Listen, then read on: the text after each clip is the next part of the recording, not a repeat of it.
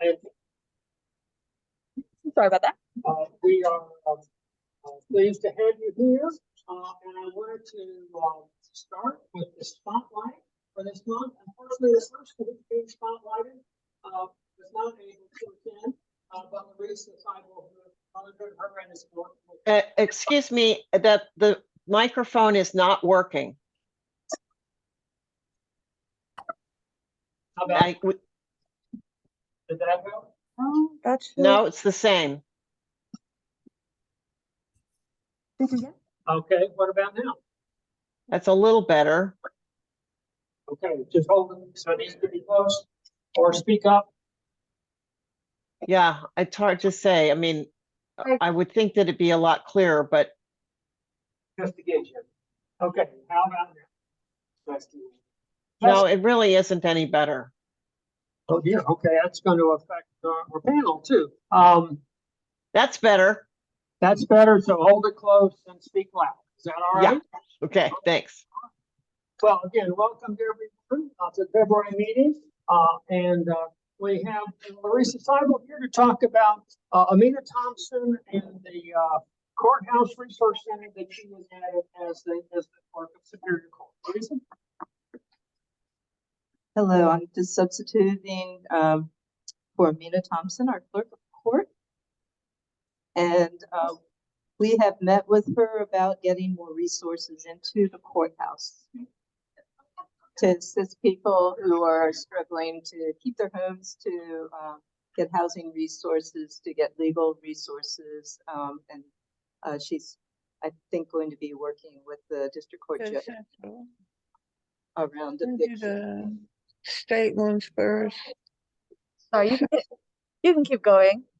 Yeah, I'll take care of that. So I just wanted to report that the courts, there's a state center for, there's a National Center for State Courts that has a grant application available now, and we hope to get some funding to provide staff in the courthouse that can help people to prepare for coming to court in advance, to do things like mediation, to try to divert people from the eviction process. And then Amina, I think, has some ideas about doing it much more broadly beyond housing, but housing is our thing today. And we look forward to hearing more about the changes in the courthouse.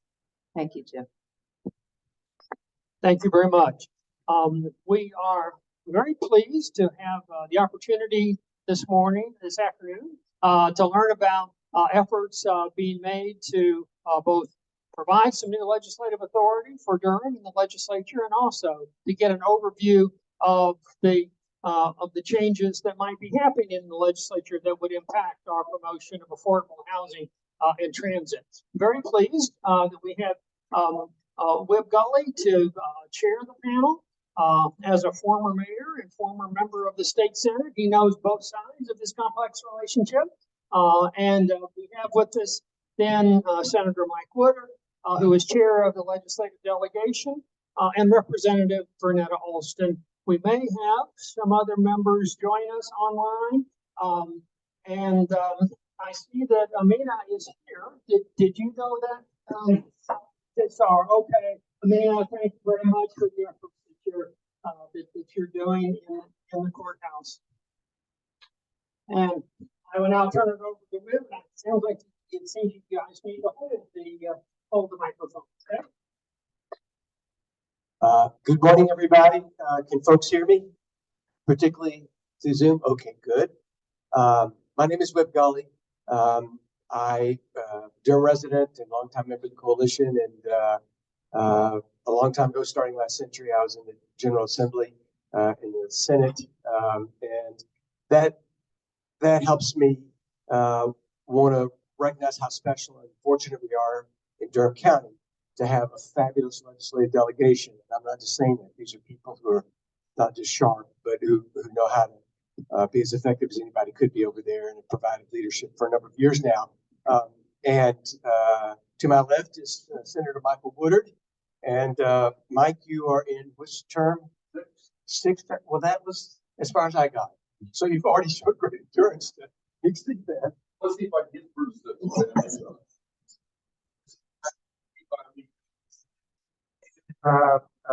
I would say he is the delegation, but Mike knows that he's the oldest guy. No.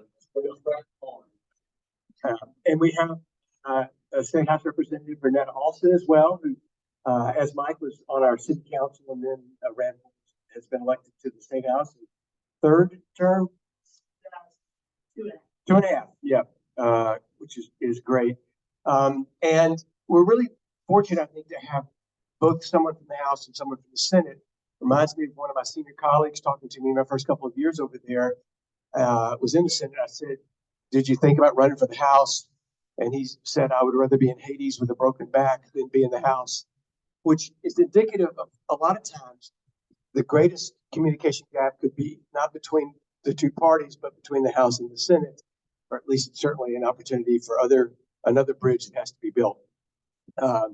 The subject matter today is to talk about at the state legislative level,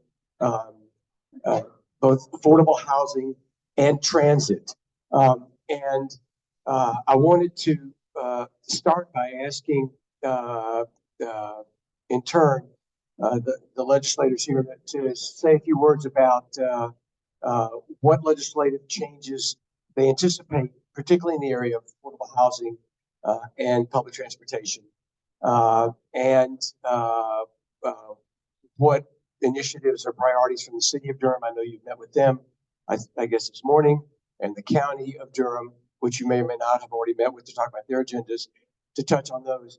And what I'm going to do, if it's okay, is start with the housing piece and then come back to the transit piece, because I don't want to run them together in pretty substantial areas.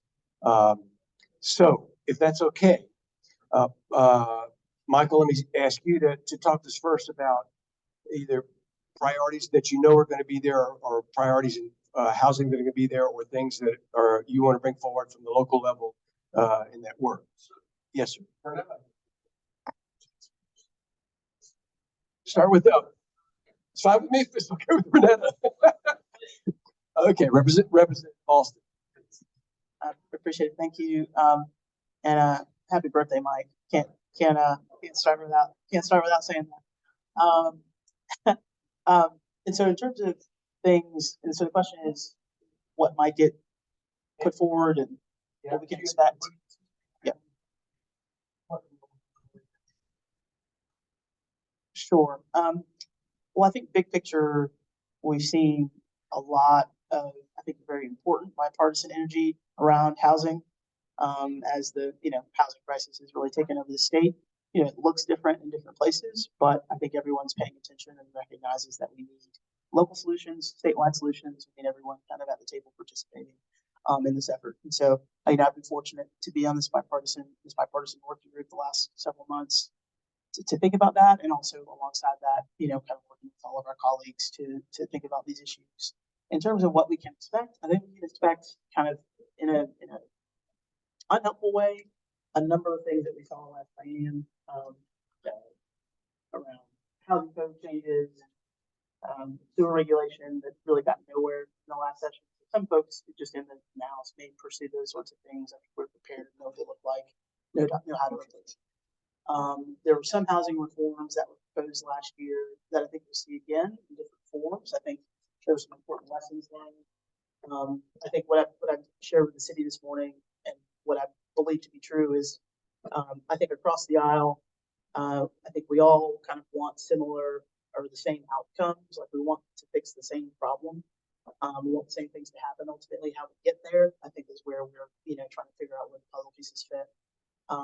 And so, there was some legislation that was filed last year, it's SB 49, that had some good policy, as Mike mentioned earlier, some bad policy as well. And so it was not the right vehicle or the right strategy to pursue, really kind of densification, kind of speeding up high rate development, making it easier to do, triplexes, quad, ADUs, that sort of thing. It was the wrong vehicle to pursue that kind of development and that kind of impact on the housing affordability crisis. That's something we've been thinking a lot about. So what I think you can expect is hopefully more tailored, hopefully more moderate efforts to kind of do that thing, to try to, kind of encourage faster by right development by private developers, encourage densification, but in a more tailored approach. What that will look like precisely, I don't have that language yet. But I think that's one aspect.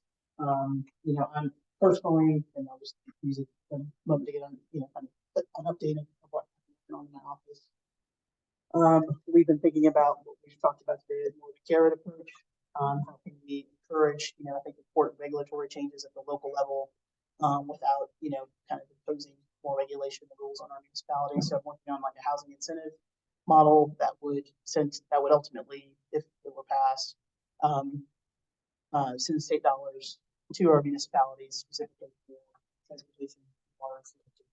There's a big bottleneck that we're seeing in certain areas, suburban areas, counties like Chatham, Person, Johnson. There's a lot of the local leaders want to develop the land, but there's no infrastructure to support it. There's no water capacity, developing roads, etc.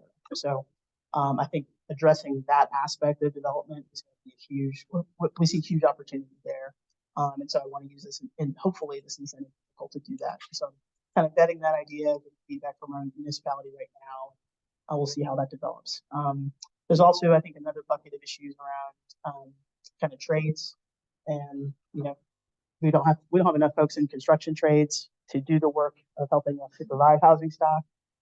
So that's another area where I think there's good bipartisan energy to help to kind of fuel that employment pipeline. So in conversations about some bills around that. Obviously, there's the whole rental aspect. You were just mentioning someone who's facing eviction, and I was sharing I think a very useful policy idea to basically prohibit the reporting of evictions where there is no judgment. So as to not catch people where a landlord has filed an eviction and then they resolve the matter kind of offline, and yet that eviction is still showing up on their credit reports. And I think there's some agreement, at least with some of my Republican counterparts, that's a fair way to approach this. But predictably, the apartment folks are not big fans, and so I'm trying to think of other ways to maybe be supportive of landlords in helping particularly low-income folks. That would be the function, but on the front end, it would be some landlord incentive ideas to maybe sweeten the deal for something like a credit reporting prohibition. It's a bit of a long shot, but I think it's worth trying. I think we have important federal guidance that makes that a possibility. So those are a couple ideas. There are more, but I've talked enough at this moment. Well, no, that's yeah. But okay, well, let's get to that. But let me just ask you about, Michael, for a moment about what you're talking about. So understanding speeding up development by right, which says the property owner, developer, whoever, doesn't have to get any permissions or whatever, can just go forward and develop. And I understand the missing middle of affordable housing opportunities, which is not single family or whatever, but duplex, triplex, sixplex, those kinds of things, and facilitating the opportunity for those. But I'm wondering if I were the local planning department, I feel like this is the state going to come in and override my local zoning ordinance to require those things to happen. We supported the Durham's effort to provide the missing middle of housing, but when you start expanding owners' property, their by right opportunity to develop, that seems to be something you have to be really careful about. 100%. Like I said, this is a place where I think the policy is the right policy. We did it in Durham with expanding housing choices. I think that's the right policy, particularly in our urban areas. But getting there through preemption is the sticking point. And so I think to your point, it's we don't want to go that far because it's it's problematic on the government front. And I think getting huge stakeholders like the league, understandably, is too big. That's what I mean. I think that was the approach last cycle. Didn't go anywhere. And so I think everyone from our conservative leaning folks to our more progressive leaning folks are trying to figure out what's the narrower alternative to that. So to follow the discussion, of course, one way to do that that's not preemption is to have financial incentives for local governments to adopt those changes. Because if you provide money, then a lot of local governments will say, that sounds like something we ought to think seriously about. So question about that, but even more so, I'm glad to hear you talk about the second thing you mentioned was an area where some money could go in. When it comes to affordable housing, is there any chance the state's going to recognize more responsibility or take the initiative to provide some serious funding? Because, I mean, the missing middle will help, expanding supply helps, but right now probably the greatest crisis is with affordable housing for low and moderate income people. And I think the only thing that really seems to answer that in our Durham experience is funding, public funding that helps close the gap on building it. Do you see any possibility for that? Or is that a bridge? I think the appetite for that is low. I've got a homestead circuit breaker bill drafted to, do the age disability restriction, remove those requirements. I'm still, kind of batting that around. I think obviously the Housing Finance Agency, I'm sure all of us as legislators would support and want to advocate for more money going into the Housing Trust Fund, the State Housing Trust Fund. I think, additional direct aid for low-income homeowners kind of post-pandemic. And Senator Wood may have other information, but I think we're in a world where that's going to be a heavier lift in the legislature, in kind of the affordable housing terms. That's very helpful. Thank you. I think even if it's on a one-time basis, and if it goes to the state housing finance folks, that's great. If it goes to local governments as a matching thing, if you step up, we'll provide that as well. And it can be pitched at just increasing supply as long as it includes affordable housing. Michael, as I pass this to you, I have some memory of hearing in the last week or two that the state actually has a budget surplus moving into this biennium. And can you remind me the amount of that, and then whatever comments you'd like to follow up on? So to the question, we expect that the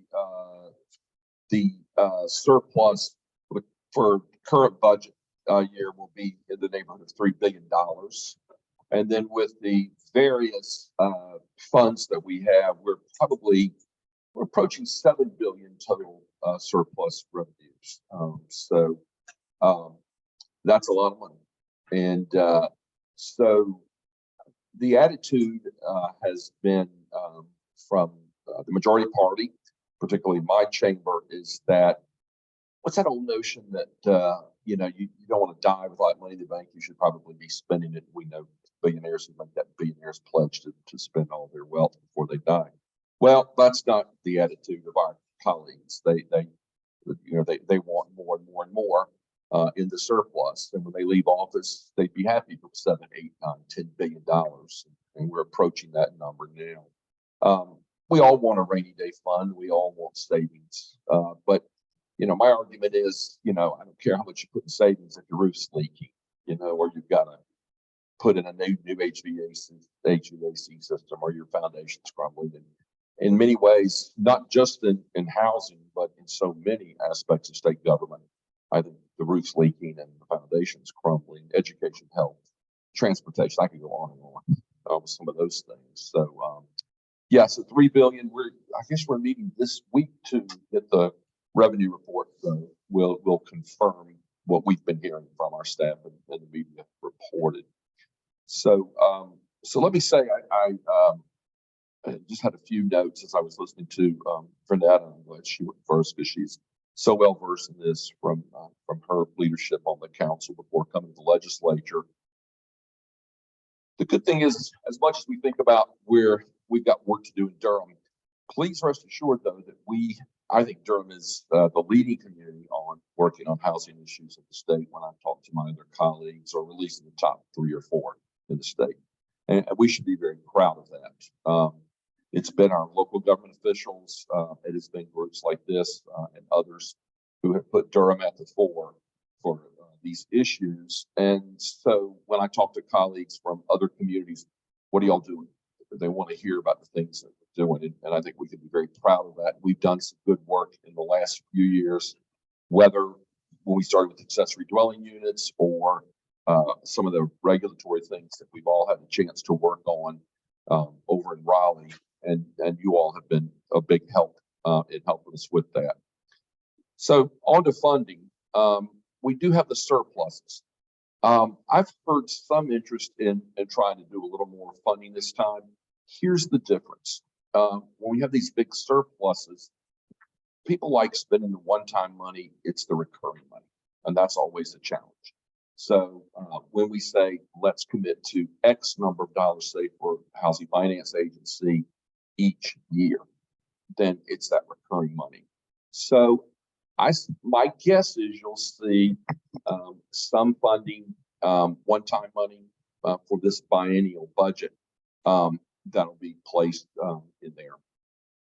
There's also been, I think, we were talking about this morning with the city council. Our leadership now has been a lot more interested in at least discussing incentives, tax incentives for local governments and for private, for the industry, industries as well. When I got there a decade ago, we had a couple of finance chairs who were just total knuckleheads about that, did not like tax incentives. At least now our leadership has moved on that, so we're having more good conversations around that. And let me say, I meant to say this at the outset. I think most of you all know, look around the room, I know most of you here and a good number of you that are online, you all know the situation we're in with our majorities in both chambers, the General Assembly. Durham has historically, from the Gully days around up till today, elected a very progressive group to send to Raleigh. And we're very proud of that. And we work hard to get our agenda through, and we're moderately successful. It's a little better back in the Gully, Lucas era, the show era. But we're in there fighting, slugging it out every day, and we've been moderately successful. However, we lost ground in last year's election. The Senate now has a supermajority of Republicans, and the House one seat away from that. This should not be a partisan issue. However, all too often it's easy to draw on partisan lines. So, and we've talked a little bit about the differences in the chambers. You know, there's an old story, with you probably heard it, I'm sure. The other party is the opposition. The other chamber is the enemy. And that plays out sometimes. A lot of these should not be partisan issues, but when we come to regulation or we come to the spending of money, then they often fall along partisan lines. So some of the innovative, creative ideas that we've developed here in Durham through our local government officials, through groups like the Coalition, just because they're from progressive communities or progressive groups, don't get the attention. One of the challenges we have is making sure that people see the benefit. Fernetta's right in that these aren't just Durham, Raleigh, Charlotte kinds of issues. We're seeing now that a lot of our colleagues from communities, you know, like Roxborough or Sanford or Hickory are finding that these are real challenges in affordable housing too. And those are the folks we've got to go work on. And we've had some success with that, and that's one of the things we're going to be working on this year. And then, of course, the question around local control is always going to play into it. I'll slip into my political scientist hat for a moment. Since I used to teach local government, state and local government at community college, you know, with us being North Carolina, Dillon's rural state, there is not strong local control. When local governments want to do things, they often need the state's permission to do that. And so that is always a constant friction that we have between folks in Raleigh who don't want to give up that control, and guys like me who are, if I could do home control tomorrow, I would do it in a minute. Home rule, I'd do it in a minute. But that's because I'm a local government guy. Burnett and I were just talking about that just a couple hours ago. So that's always going to be a real struggle for us. Burnett touched on a couple things I'm aware of.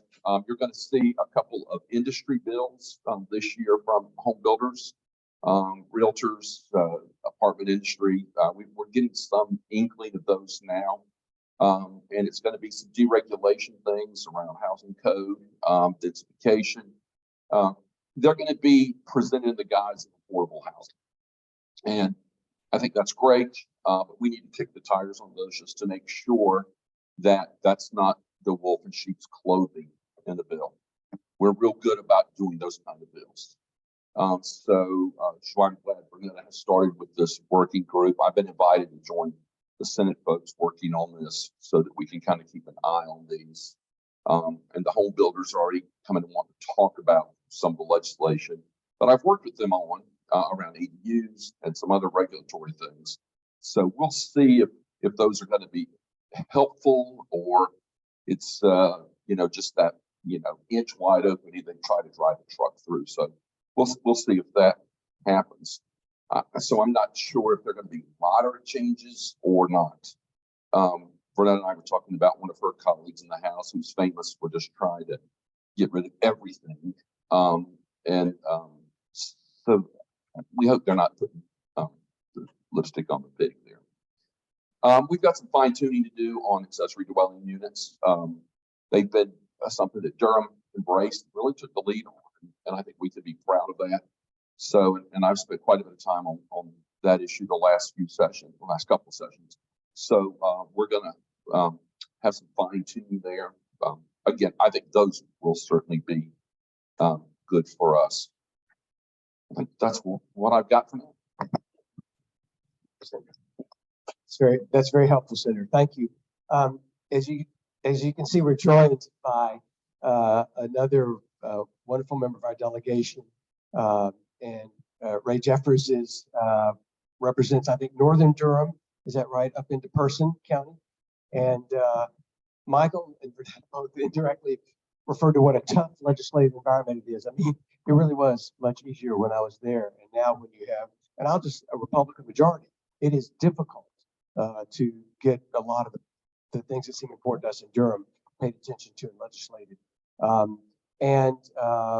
The majorities that are there would love to have free reign and be able to ignore the governor, but the governor has a veto in North Carolina. And as long as there's not a supermajority in the House or the Senate, then the governor's veto means something and gives the other side an ability to have some voice. As Michael noted in the Senate, however, there is a Republican supermajority. In the House, they're one seat away, one vote away from that. And I think, Ray, I mean, a lot of people might claim this, but in my book, the reason that they're one seat away is because you ran a fabulous campaign and got elected in a district that I don't think they thought would go that way. And so we're so proud of your work and just to get there and the work that you're now doing once you're over there, and look forward to working with you and supporting you. What we've talked about first is affordable housing.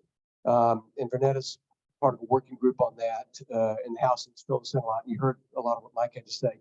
But if you want to add something in terms of what you have a personal priority or what your thoughts are about affordable housing at this point in the legislature in the coming session, we welcome your comments. Thank you. Thank you all for having us. Again, my name is Ray Jeffers. I live in Person County, but I represent District 2, which is all of Person and Northern Durham. Person County, I served, I'm sorry. Okay. Yeah. In Person County, I served 12 years on the County Commission Board. So very honored and happy to represent all of you in the General Assembly. So I don't know how much I can add to what these two more experienced legislators have already given you. But what I will say is I am really, as they say, drinking from the fire hose. That's what I'm doing. We're really there. We've hit the road running, and I'm thankful for my local government experience that I know what's going on as far as being able to follow this over the years. We talked a little bit this morning, as they said, with the City Council about affordable housing. And one thing I will tell you, it's just not a Durham or an urban issue. It's our issue up in Person County and in the rural areas as well. And so I think by it being so, that we will see quite a few more folks and legislators looking at how to combat this rather than just our legislators. And one thing I know I mentioned this morning, I served 11 years on the North Carolina Association of County Commissioners Board of Directors, and in their last biennium, this was one of their legislative goals, maybe looking around tax credits and things like that for developers in doing so. But what I've really been trying to do just familiarize myself with the state departments, so I can hopefully give the best constituent service. We're already getting calls. Day one, we were getting calls from constituents who needed help through the various departments. One of my big issues, I ran on was around broadband, especially for the district that I represent. So I've already met with the Secretary of the Department of Information Technology to understand the monies and the things that will be coming down from the state to assist and help with that. I've set up meetings with North Carolina Commerce because economic development is one of my big issues as well. And not only, with our now dean of the delegation setting up many of our stakeholder meetings, understanding what the life science community means to Durham, as well as the residents in District 2, including Person County, because so many of them work across the county lines here. And so I don't know how much I can add to the bill pieces, because a lot of these bills are just now starting to come out. A lot of them coming out there during the week that we're trying to digest. I will say I was appointed to the committee's appropriations and agriculture, appropriations for agriculture, natural resources, and economic development, which funds commerce and some of those things that are interests of mine, as well as local government and state government. And you make a good point, Ray, in that we're early in the session. Things are just starting to roll. So, and the coalition, I think, wants to see this as the beginning of the conversation that would continue in the spring and into the summer and however long folks choose to be over there. And you all feel free to call upon us and ask for help where necessary, or our thoughts, or whatever. We really want to work with you on that. I've got to keep one eye on the clock, and so I want to turn to the public transportation, transit, for just a moment or two, but maybe ask each of you if you could speak for maybe 2 minutes or so and give us at least the top line of your thoughts about that, either local priorities or what you want to try, what you expect coming, and what you want to try and get done in that area. Is that okay? Yeah.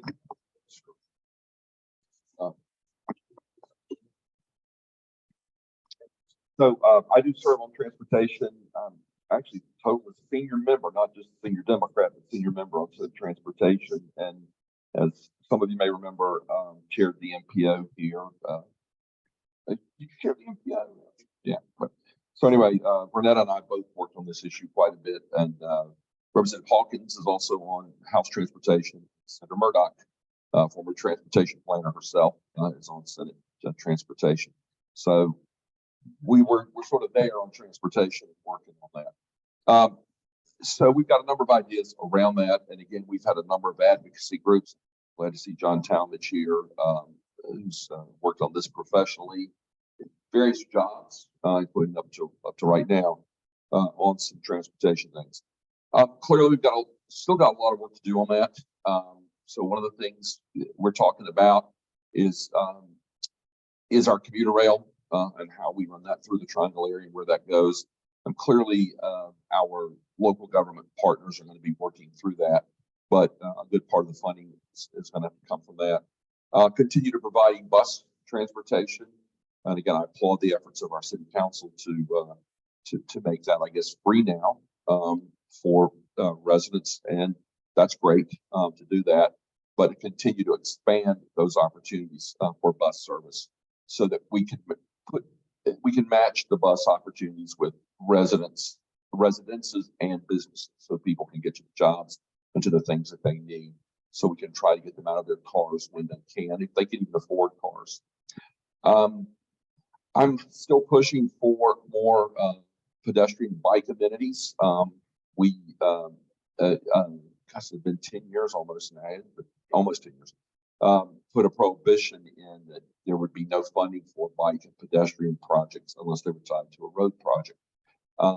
We still aren't there yet to have a majority of votes, but we're going to keep pushing that and trying to cooperate with the folks who are writing the budgets on that to try to eliminate that prohibition, so we can provide some of those amenities as well.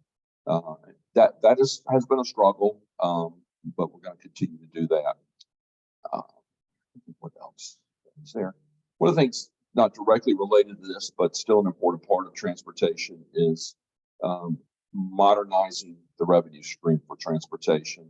So many of our projects are tied to the gas tax, but as most of you probably know, revenue from the gas tax has continued to decline as our cars have become more fuel efficient over the years.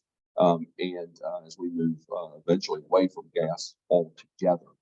WIB was writing transportation budgets at a time when we have lots of money and lots of gas tax coming in. Those numbers are going away. So we've got to find other ways to fund our transportation priorities, whatever those are. So I spent a lot of time working on that in the last few cycles, and we'll see a lot more coming there. Always, at least for me, we're working on those is trying to keep the equity lens on any revenue changes that we make to our transportation funding. That's what comes to mind right away, and I pass it. And before we do one quick, yes, Nicole.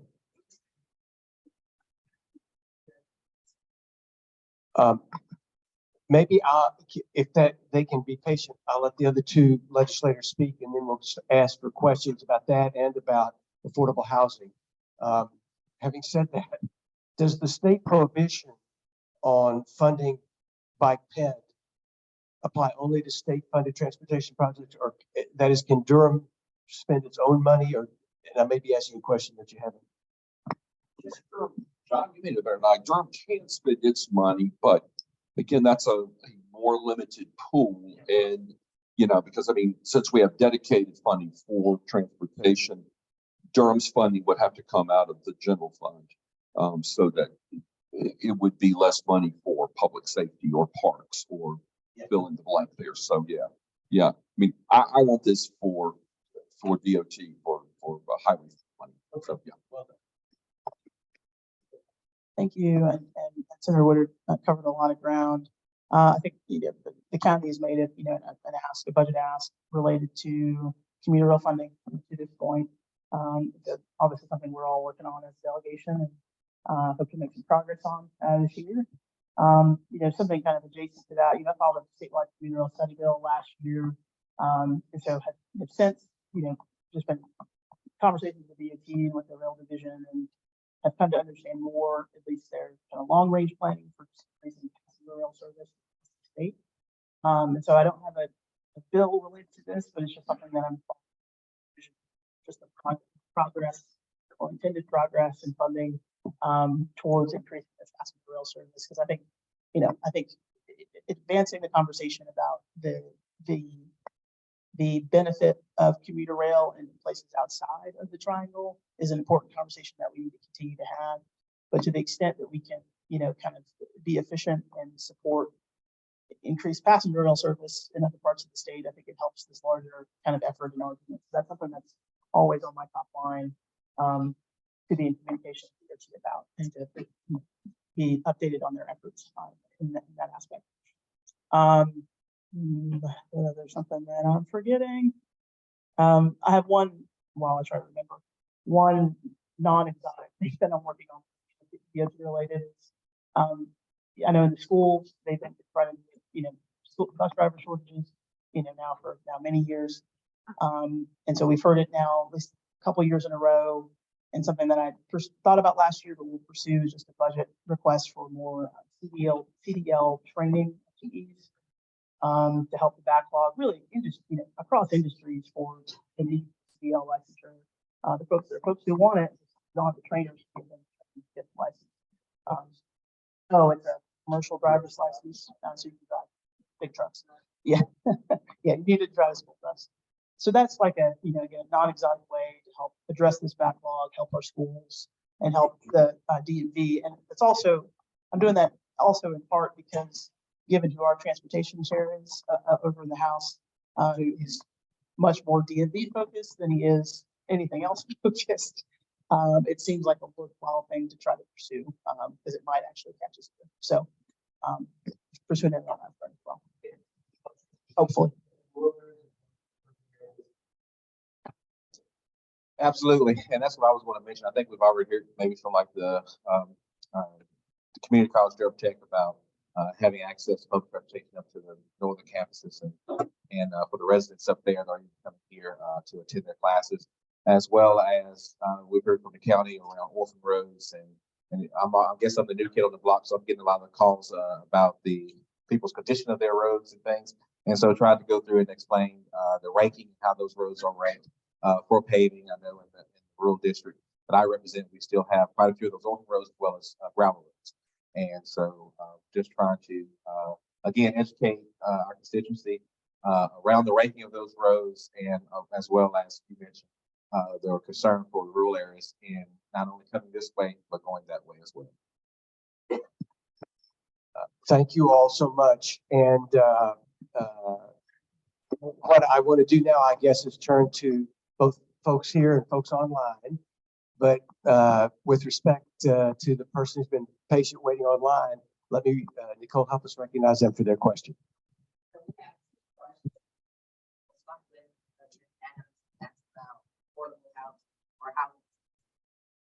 Then could you also consider removing summary executives or evictions of folks who got ARP housing assistance because of COVID, but did not receive it in a timely manner? So yes, we had that conversation with the city council just this morning, and so we're going to work with the city and try to draft some language and try to work on that. That is an issue that became more prevalent, more widespread in the post-COVID environment, since we were able to assist folks with ARP funds during COVID. So yes, we're aware of it. Had a good conversation and plan to pursue it. Is there a second question? Is there a second question? Most people are unaware of paratransit services. Paratransit services, physical and mental disability individuals. Can you elaborate on paratransit services? All right. So the question was if we were aware of paratransit services for folks with both physical and behavioral disabilities challenges. Again, I'll go back to my time with city council, because I think most of the planning and implementation of that is at the local level. And I'm very familiar with some of the work that I did 2 years ago on the city council on that. So I'm not sure if we're aware of it. Yes, definitely. And again, making funds available, either local funds through city and county, but in making sure when we need to provide that at the state level, we're committed to that. Yeah, but an interesting question is, I think a lot of the funding is federal pass through or local, right? And so that's something. All right. We do you have another one waiting, Nicole? Okay, good. So those are questions from Zoom so far. We have a question here in the audience, and you can tell me and I'll repeat it if you want. Or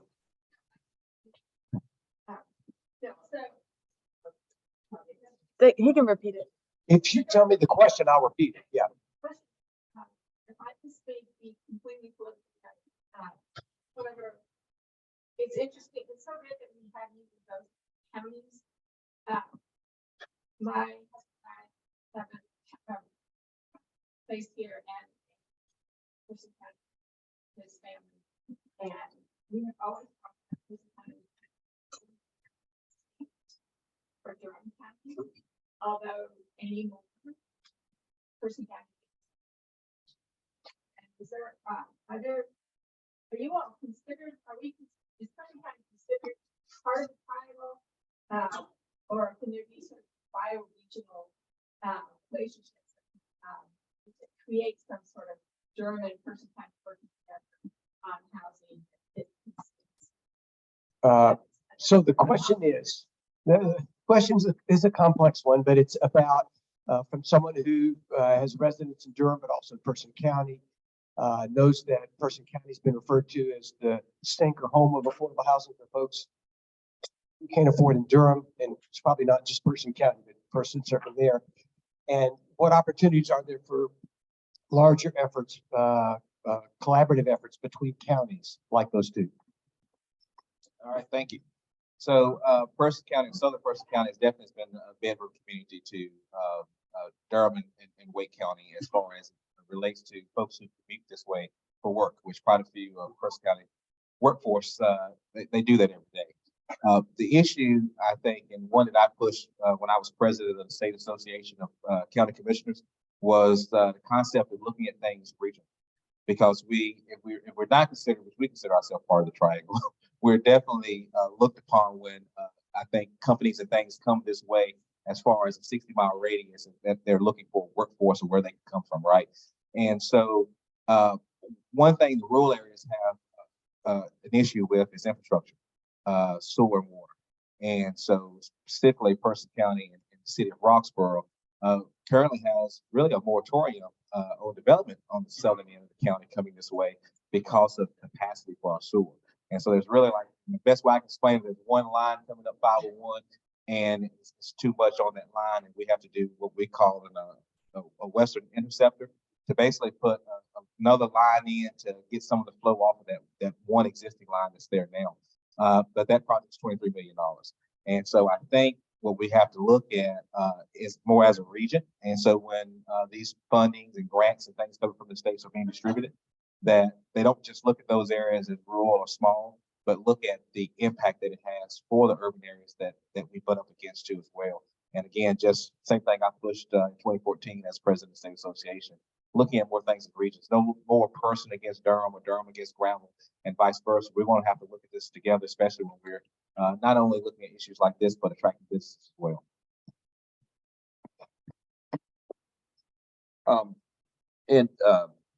Webb will remember this when he was in the Senate. Even the Senate district then was Durham, Granville, and Person counties, and just up until literally January 1st, my Senate district was Durham, Granville, and Person counties. So I had great pleasure of working with Ray for a decade representing Person County and then Granville as well. So you're right to recognize that it's not just those two counties, Granville as well as Person, but people are choosing to live in Chatham, for instance, and commute. I mean, we're going to see people from Caswell County, Northern Orange County, are all coming and commuting to the job centers that are here, be that Duke Medical Center, RTP, the growing businesses hubs that are just within blocks of us here in downtown Durham. So we're seeing more and more people commute. That presents a lot of challenges for us, as Ray talked about, with roads, infrastructure, things like that. The East End Connector, you all have seen that. That's going to open up, I think, continue to open up southern Granville and southern Person County for folks to make their commute easier. That brings with it a whole lot of challenges on affordability of housing. We're seeing housing prices go up in southern Granville and southern Person County.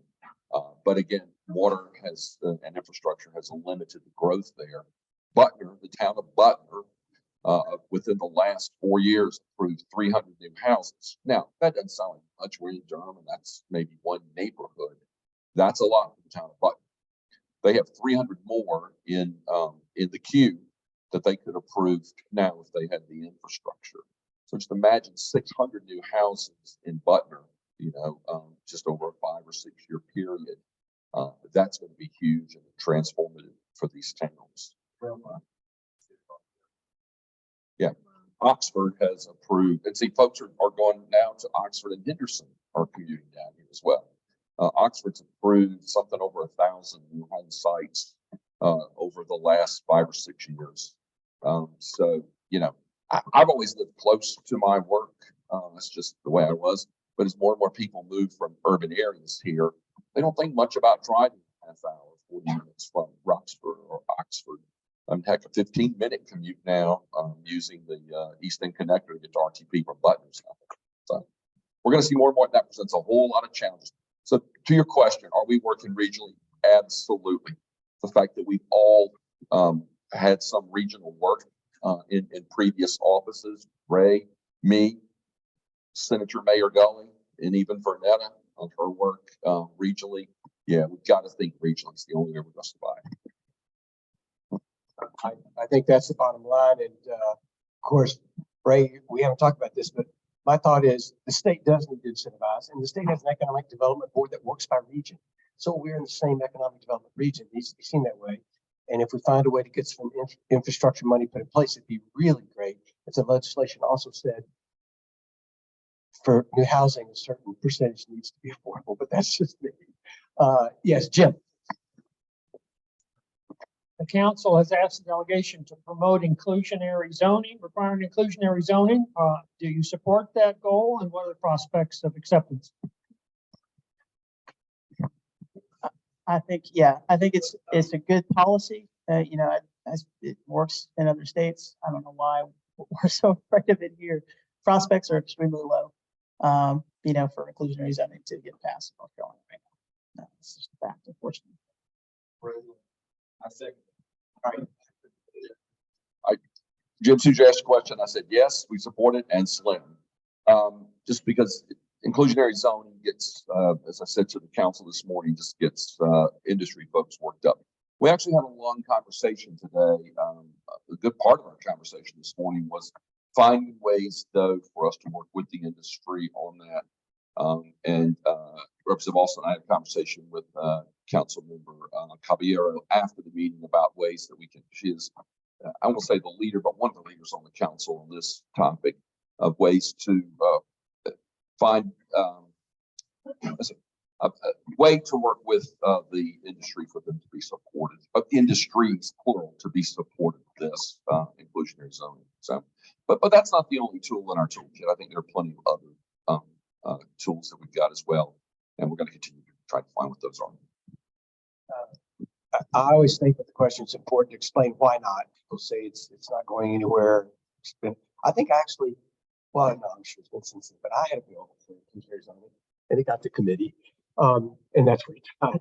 The home builders of North Carolina vigorously oppose it and are in a very influential position, and they oppose it because they say it would add cost to their product and that it would give them trouble in building and selling, and they don't want things that add cost to their product. I think they're good friends of the realtors. They walk arm in arm together on a number of things, and this is one like that. So, but maybe something will come out of other efforts. Okay, other questions? Yes, Nicole, please.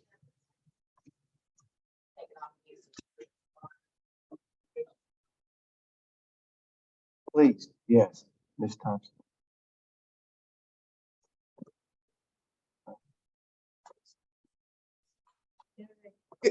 Good afternoon. Can you all hear me? Yes, ma'am. Good afternoon. Yes, thank you so much. I'm glad to be here. I just wanted to talk briefly about what's going on kind of with the courts from my perspective, and some efforts that I am making toward finding some funding and resources, particularly for eviction diversion. So I think maybe at the beginning of the meeting, Larissa mentioned a grant that is now available through the National Center for State Courts, which is some grant funding that I hopefully will be seeking in Durham very soon, and is also available for other jurisdictions and statewide. And that is a program that is designed specifically to help eviction diversion programs in local jurisdictions in order to facilitate those programs. And so the grant provides at least one full-time facilitator in the local jurisdiction to help with eviction diversion, whether that's triaging the cases, checking the status of rental assistance, whatever really the jurisdiction needs toward those efforts. So that is some grant funding hopefully we will be able to obtain in the near future. To that end, there's also a legal support center that has recently opened in Wake County. And I am very hopeful to be able to duplicate that legal support center in Durham County. And so I will, before I leave the meeting, drop that information in the chat about that legal support center. But I'm really hoping to get support from the city, the county, and the state in funding that legal support center, as Wake County has also has started. I think just since it's opened in January, has already serviced, I don't want to misquote the number, but a substantial number of people for eviction cases and other civil filings that they need help with when coming to the courthouse. Those positions are funded through the Administrative Office of the Courts, through one of their commissions, but of course, a center like that would require funding from multiple resources in order to be successful. So those are just the two local efforts that I wanted to detail. And I'm glad that our local legislatures, and I also see Chairwoman Howerton here on the call, are here to listen to me talk about these exciting things that are coming down the pike, and hopefully you all will support these efforts. And so that's all for me, and I am prepared to take any questions if you all have them. Madam Thompson, with an eye to our time, we're going to have to wrap up, but we appreciate you being here. We appreciate that's exciting to hear about those initiatives. And we're very supportive. We're really lucky in the coalition to have Larissa Sabo and other members of the coalition who have been working in that area for a long time. And Angel, a number of folks. Yes, hi, Angel. So I'm going to turn it over to Jim Savara for updates and wrap up. Thank you all so much, members of the delegation, for a great discussion, and we'll keep following. Good luck as you move forward in this session. We'd like to get an update on what's been happening with the Walltown and the Northgate redevelopment, and Danielle Goldman is here to do that. Here you go. Thanks, Jim, and thank you again. We really appreciate you all. Danielle Doman, I'm a Walltown resident and a volunteer with the Northgate Mall Redevelopment Committee, which is part of the Walltown Community Association. Wanted to provide an update to you all and ask you to reach out to your city council members soon if you support what I'm about to share. This information is also available on walltown.net. So this shows you what the committee has done on, what's been presented in the community meeting hosted by the Northwood Raven, which is the developer in charge of reimagining Northgate Mall.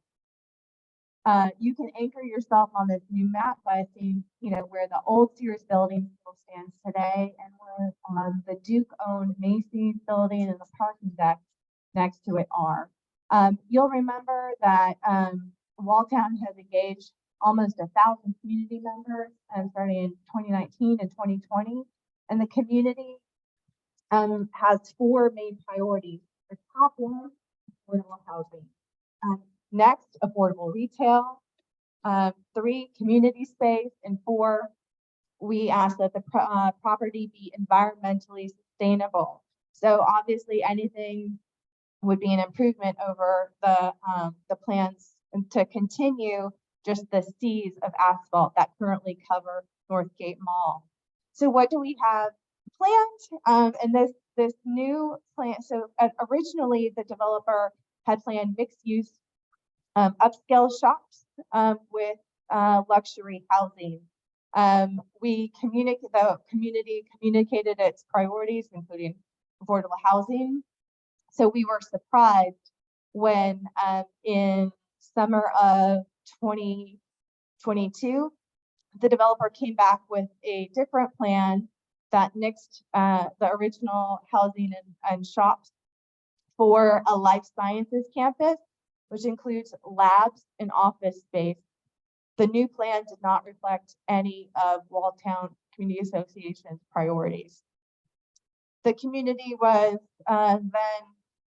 we decided to go back to the drawing board based on the developer's new plan for a life sciences campus. And imagine if the city owned a proportion of the 50+ acres that the project entails, and we can put potential with city and other non-developer partnerships or nonprofit developer partnerships. Think about having affordable housing on these L-shaped yellow buildings you can see here.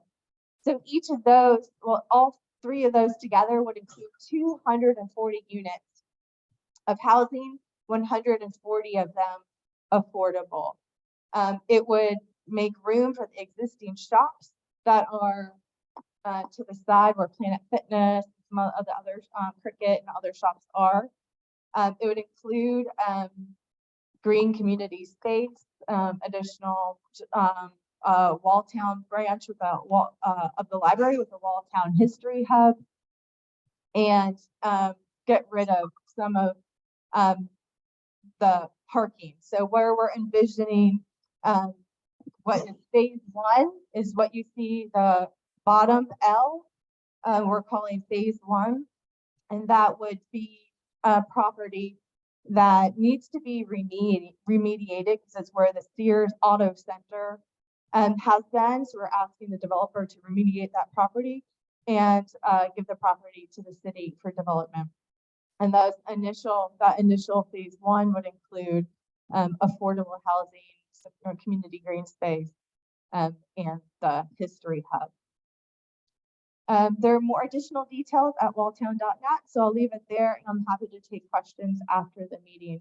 And again, just to ask if you reach out to city council members in the coming week or two, we would ask you to let them know we support Walltown Community Association alternative site plan for Northgate Mall, and ask that any redevelopment of Northgate Mall include substantial amount of affordable housing. Thank you very much. Sorry, we're out of time now, but just two quick updates.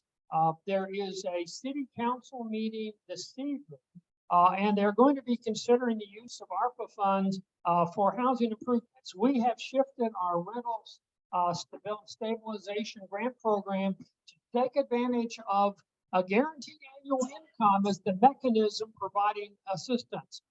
County has recently indicated strong support for this concept.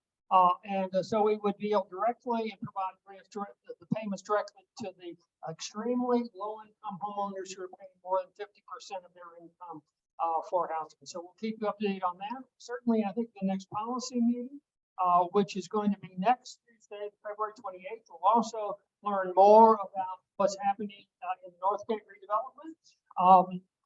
The next March 6th meeting will not be a coordinating committee meeting, but rather will be a longer combined session with policy committee persons and coordinating committee to talk about the future of the coalition, how we operate, who's included, as well as what the goals that we want to advance. Any other matters that we need to address before we stop for tonight? Thank you all for being part of the meeting. And it's been very interesting, very informative, and we will see you again soon. Goodbye.